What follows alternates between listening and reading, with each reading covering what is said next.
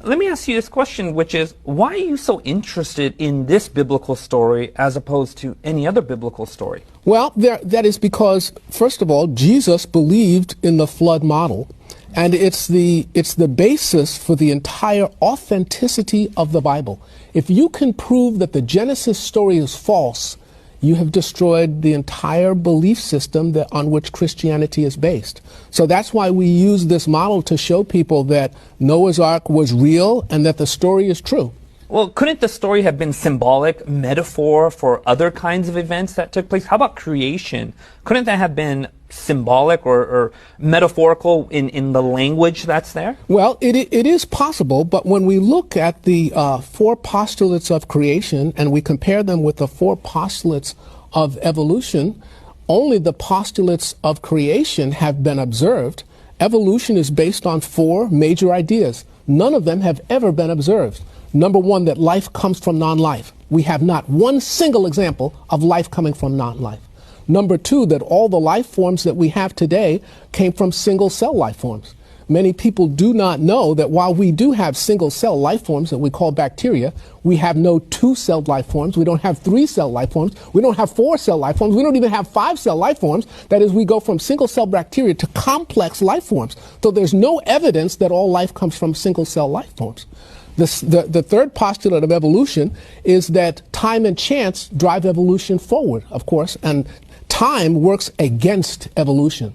The chance of one simple 100-unit protein coming together by accident this is a very big number. Time and chance make evolution absolutely impossible. The fourth postulate that evolution is based on is that what we see today, minor genetic variation in species, is evidence of macroevolution. So because cats are different colors, dogs are different sizes, that means that fish turned into cows. And of course, we know that that's not true because Mendel proved that all the genes that exist today, you can shuffle them around, but there are no new genes that were created.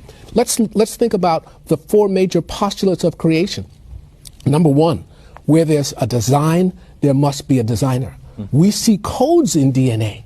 Codes are evidence of intelligence because you have to translate from one language to another. We have not a single example of that happening by accident. Number two, that the Earth, the solar system, the universe, and the galaxy are young, measured in thousands of years, not millions or billions of years. Many times people ask me, they say, well, Major, you believe in a young Earth, a 6,000-year Earth. Can you show me that that's true without using the Bible? And I say, absolutely. What's the oldest living thing on the planet? The oldest living thing on the planet? Trees. How old are the oldest trees? 4,500 years. That takes us back almost exactly to the year of the flood, okay, in 2,500 BC. Remarkable. Number two, I'm saying, look at the sky. We call solar nebulae. A solar nebula is what we see from a supernova when a star explodes. It leaves a gas cloud. Because of our radio telescopes that we have now today, we can look deep into space and we can actually count the number of solar nebulae that are there. And how many are there? A supernova takes place about once every 26 years. How many solar nebulae do we have? 6,000 years worth. That's impossible in a universe that is billions and billions of years old. And we have other evidences such as alpha decay that we do in our program that most people don't understand that also shows that the Earth is 6,000 years old. So that's the second postulate that proves that the biblical story of creation is true. Life that we see today are the basic kinds of animals and plant life that were originally created. So we can test that. You can breed dogs, you can breed cats, but you can't breed cats with dogs. So there are limits to how far we can go.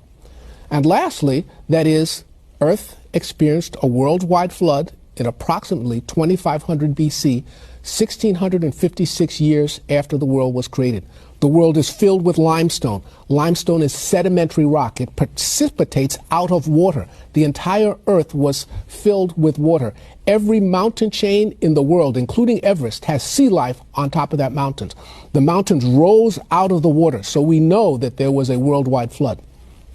Let me pose a question to you, and Mark and Lise, feel free to jump in this. And that is this. Most people who don't believe in God aren't card-carrying members of the Atheist Club. They haven't studied molecular biology. Yes. Why don't they believe in God? What is the struggle there? Neil, I'm going to tell you, that's a very good question. My answer to that is probably because most of them has not actually seen the evidence that supports the Bible. And that is my job, to actually show them. You're right. Most people are somewhere drifting, somewhere in the middle. This is a war for ideas.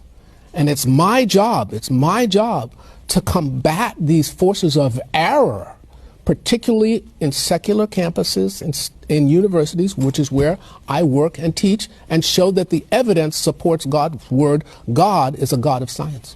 That's fantastic. Pose this question to you guys. Say someone grows up going to a Christian church. Say they have been surrounded by, a church community and pastors who preach sermons. Are there wrong ideas of God that exist? Wrong ideas of the Bible that exist? Well, certainly they do exist, and they exist in church. Many people don't know that some of the largest religious denominations actually support evolutionary theory, and I'm really sorry to hear that. It is important that people test any church that they go to against the Bible to make sure that it is accordance with the truths of the Bible. Jesus believed in the flood story, and he said that he was coming again and it would be just as in the days of Noah.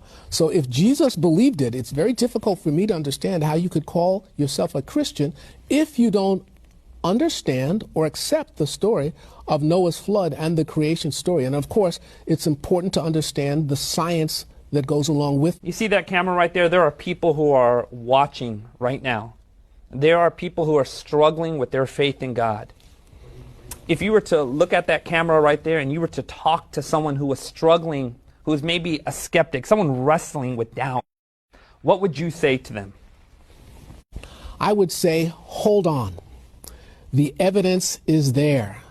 God is interested in you. He respects who you are. If you read, if you study, if you seek him with all your heart, you will find him. He has promised you that. The evidence is there, and I am here to help.